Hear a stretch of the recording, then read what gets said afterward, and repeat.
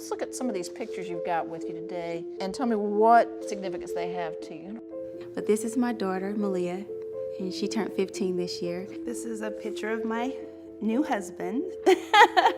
My wonderful husband, Harvey, my daughter, Megan. And my daughter, Sarah Kate, and she's 11. This is my family. This is my husband, my daughter Emily, my daughter Hannah, and this is our foster daughter, and we are in the process of trying to adopt her. I'm going to show you something, and I'm not sure if you've seen this recently or if you've ever even seen them.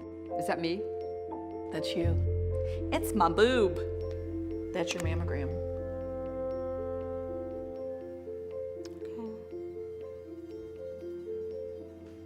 Just so thankful for this. I mean, if I had not had a mammogram, you know, things would be very different right now.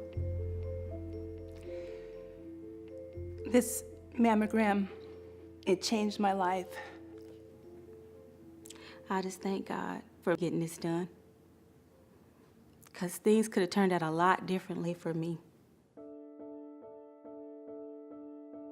75% of women diagnosed have no family history. You have no family I history. have no family history of breast cancer. This came out of the blue. It was an absolute shock.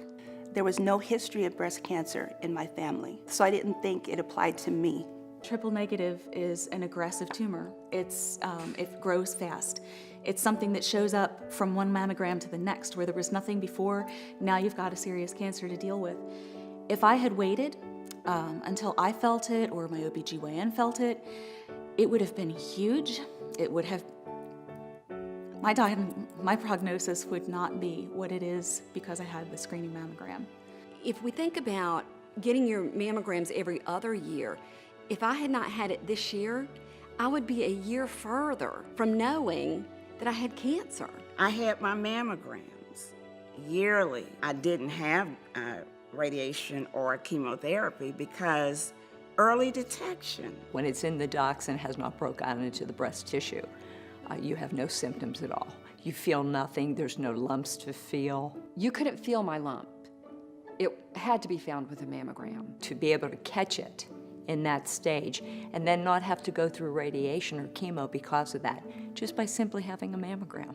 If I had waited another year to have my mammogram, I am not sure I'd be here talking to you. I found it early, and so we have every opportunity to kick this thing to the curb. There's this governmental task force that's saying, well, maybe women don't need to be screened quite so frequently. Maybe it's starting at the age of 50 and every other year. My mammogram was completely clear.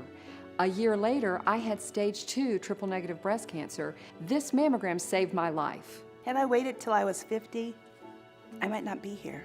If it had not been for me getting that mammogram done, my odds would be very different right now. If I had not had a mammogram by the age of 40, I would probably be dead right now.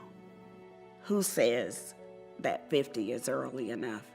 You let one of your relatives, your mother or your sister, wait and see what happens. It's going to be a lot of lives lost if we wait until it's 50 before we can get our first exam. Early detection is what will save lives. Why would people keep early detection out of the hands of women? That just means more of us are going to die. I take this really seriously. If I had waited another year, or God forbid I had decided to wait until 50, there's a really good chance this thing would have killed me. If we follow this new recommendation, 6,500 more women a year will die. Our lives shouldn't matter. And that's your mother, your sister, your daughter. I'm sorry, how much is a life worth? How much is a life worth? I have family that I want to see, and I have things that I have yet to do. But because we caught it so early, because of that mammogram, I'm here today to share this time with my husband, with my family. The percentage of lives that you would save is not worth the cost. So my life isn't worth it, and everyone else who's under 50, their life isn't worth it. I mean, that's crazy. And because of this picture, I get to keep this.